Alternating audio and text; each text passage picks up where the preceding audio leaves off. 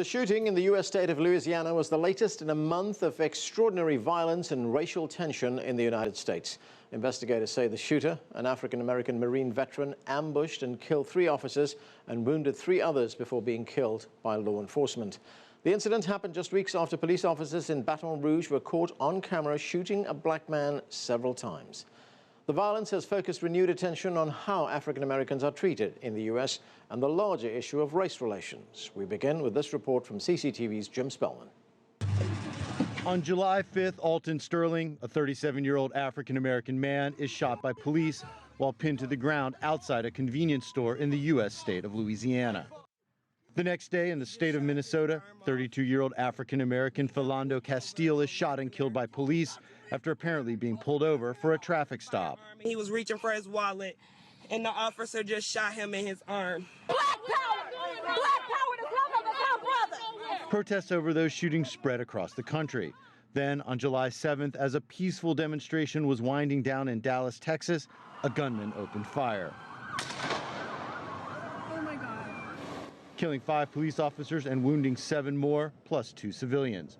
The shooter, an African-American Army veteran. The suspect stated he wanted to kill white people, especially white officers. A brutal week that has left the U.S. searching for answers to the racial divide that plagues the nation. It's as if the deepest fault lines of our democracy have suddenly been exposed, perhaps even widened. And although we know that such divisions are not new, though they've surely been worse in even the recent past, that offers us little comfort. A New York Times CBS poll conducted after the Dallas shooting shows 69% of Americans think race relations in the U.S. are generally bad, the highest it has been during the Obama presidency. 26% say relations are good, and 59% say race relations are getting worse. Just 9% say they are improving.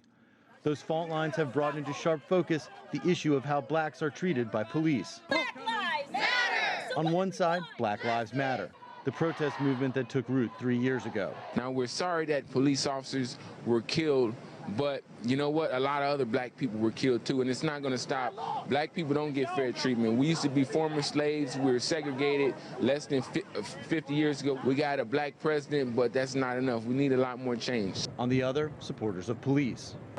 Just wanted to make sure they knew that this community supports anything and everything that the police do here. Now more leaders, both black and white, are pushing for a new look at race relations. We will not shy away from the very real fact that we as a city, as a state, as a nation, are struggling with racial issues. They continue to divide us. Yes, it's that word race, and we've got to attack it head on. Perhaps the best expression of hope comes from the son of Alton Sterling. I feel that people in general, no matter what the race is, should come together as one united family. There should be no more arguments, disagreements, violence, crimes. Everyone should come together as one united family. But coming together won't be easy. The United States is deeply divided over race, but also divided politically and economically. Jim Spellman, CCTV, Washington. Joining us now from Charlotte is Mary Curtis. She is a columnist for Roll Call and an award-winning journalist who covers politics, culture and race. From New York, we're joined by Richard Fowler. He's a political activist and radio talk show host. Also with us from Paris is John Powell. He's the director of the Haas Institute for a Fair and Inclusive Society at the University of California in Berkeley. Thanks to all of you for joining us. John, let me start with you. If we look at recent incidents here in the United States, we continue to see black people being killed at the hands of white policemen in the United States. It's been making news all over the world. To what do you attribute these killings? Why are black people being targeted in this way? Well, actually, this is a long history. It actually goes all the way back to before the United States was a country, when the colonies created slave patrols. And in some ways, you could say the criminal justice system in the United States, and certainly after the Civil War, grew up around policing black people, and with a sense that black people did not belong in public spaces. The U.S. Supreme Court said as much in a famous case, Dred Scott. It said blacks were not and could never be part of the political community. And so what we see happening is as blacks actually assert the right to be part of the political community and make progress, you almost always get a backlash. And I think that's what you're seeing now. The thing that's different now is that we're capturing it on social media. The country has certainly made progress, but it has never really come to terms with blacks being fully human or fully part of the political process among some segments of society. Mary, as John says, there has been progress, but if we look at some figures, let's look at figures produced by the Washington Post. Last year, 2015, police killed almost 1,000 people. Police killed black people at almost 3 times the rate of white people when you adjust for the population composition of the United States. Are police quicker to open fire on black people rather than white people? Well, as John said, this has always been an issue, some would say the central issue in the United States, the issue of race. And this is something that African Americans and other people of color have talked about, well, since the beginning of the United States. And we are just now seeing video, but they have been witness to that. And many folks have said, well, you know, when you talk about these incidents, of course, maybe the person was doing something wrong or you must be mistaken. And now you have these incidents. And you see that many of the police departments are trying to switch from the warrior mentality to more of a guardian mentality, that you're there to protect and serve. And we've seen some pushback on that.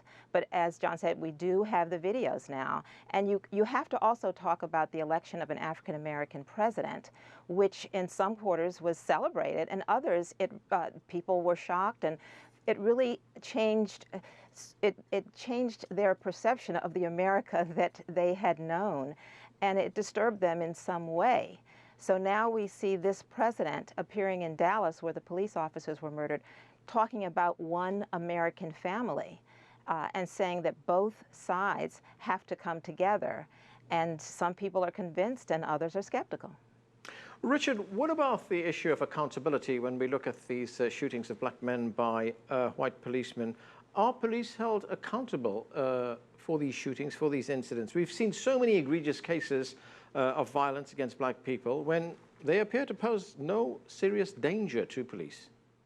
And that's indeed the question that you see the movement asking themselves, right? And asking the American people is, if black lives truly matter, then where is the accountability and where is the transparency in cases where police officers wrongfully shoot an African-American individual?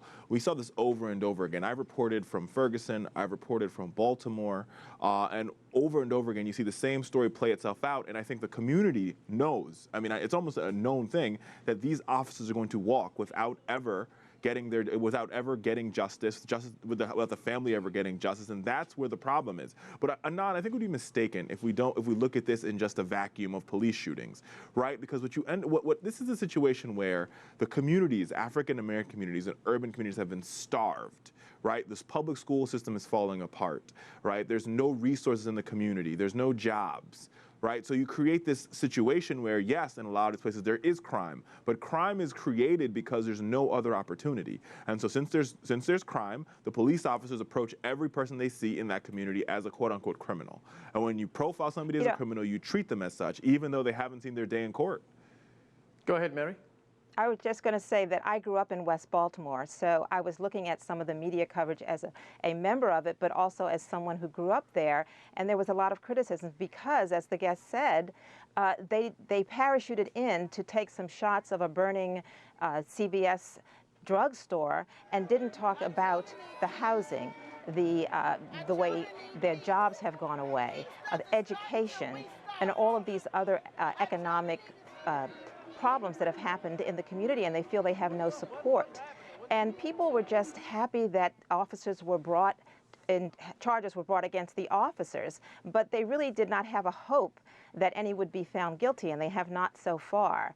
And I think it is this issue of accountability that lawbreakers who are people of color do have to go to court and they go to jail, and so many police officers don't. Also, they don't take the fullness of what the community is about. Right across the street from the CVS is a library branch where I got my library card when I was 3 years old that stayed open through all of this and was a community center. But you don't see that. You don't see the fullness of the people who live in these communities. So people do look on them. Law enforcement can look on them as someone who is always under suspicion. And there's so much frustration there. It's not just bad police. We're talking about a criminal justice system that's problematic. And in some ways, the police walk because they're doing what they're supposed to do. They're supposed to keep black people in check. We did a study years ago in Minneapolis looking at where racial profiling was the most extreme. And it's not in the poor black community. It's actually when blacks or Latinos wander into middle-class white communities. And it's not just poor blacks. We had the one Republican senator from Congress talked about being profiled 7 times last year. So it's not that, and poor whites simply don't get the same kind of scrutiny. So it's a system. And yes, they're rogue police, and most police I would say are probably not, but it's a system that's deeply flawed and that has been organized in such a way not to really protect the black people, but to police them and keep them in check. Right. And whites in general, not just police, approach black people, especially black males, with already a deep sense of fear and dreading. Right, and you know, all of you make the point that these shooting incidents don't happen in isolation. There is context for this. US News produced a report in which they said last year that if you look at systemic racism in the United States, it begins at school. In fact, in kindergarten, where preschoolers are more likely to be suspended, black preschoolers rather than white preschoolers. That continues in the K-12 system, and then when you get to black teenagers, they are more likely to be tried as adults for crimes that they have alleged to have committed rather than white teenagers. And it continues: career choice, house ownership, sentencing guidelines, application of the death penalty in the United States. So this pattern begins at a very early age, doesn't it, John? It does. And it's actually quite deep because it's not simply about black people, which is what we're talking about. It's really about white Americans. It's about white American identity, and that identity being porous enough and large enough to actually include blacks and other people. And there's some whites, and I would say the right wing by and large, is having trouble believing that America can be a multiracial, multi-ethnic, multi-religious society. So some people, by definition, if you go back to the 1940s, America was very explicit that it was a white country. It was a white Christian Protestant country, and everyone else was a guest. And of course, blacks have been there a long time. And so some people are struggling with the changing demographics. And we're seeing part of that, frankly, not just in the United States, but throughout Europe as well. Richard, you talked earlier on about the Black Lives Matter movement. What kind of impact is it having on changing the status quo and, making us more aware of the racism that exists? Well, I think what the Black Lives Matter movement is doing so well is they're creating the discourse in this country, right? They've been shamed and blamed by folks like Rudy Giuliani and other folks who've called them racist. But that's actually the opposite of what they're doing. What they're doing is contextually calling out a problem that existed for a very, very long time. And they're saying very clearly that this was no more business as usual. We're not going to sit down. We're not going to wait. We're going to shut streets down. We're going to create what we would call social unrest in order to have our points heard. Now, this is a mistake that Rudy Giuliani and a lot of other folks made when they defined the Black Lives Matter group as racist, right? Is they label them as racist and racism. But let's be very clear about what the definition of racism is. In order to exert racism, right, which would be in order to exert discrimination, to change systems, right, to create inherent biases in systems, you have to have power. The Black Lives Matter movement has absolutely no power to change a system. If they did, most of the police officers that shot these individual African-American men would be behind bars. So it's impossible for this group to be racist. And I think to describe them in context, right, the best example I use is breast cancer. We all agree that all types of cancer are bad, right? But when you go around and you say all lives matter, it's the same as going to a breast cancer rally and saying, let's talk about colon cancer. Yes, colon cancer is bad as well, right? But right now we're talking about breast cancer. And I think that is how this movement describes itself. And they don't believe in violence. They don't believe in the killing of police officers. And I think that's part of the problem, right? They've been sort of targeted, and the media has done this, as a couple of angry young African Americans taking to the streets. But I've covered their rallies from many cities. I covered their rallies last week in D.C. And what was shocking, what the media missed, was there were Caucasians out there. There were Muslims out there. There were Jewish individuals out there. There were Asian Pacific Islanders. There were people with baby carriages, all saying the same thing.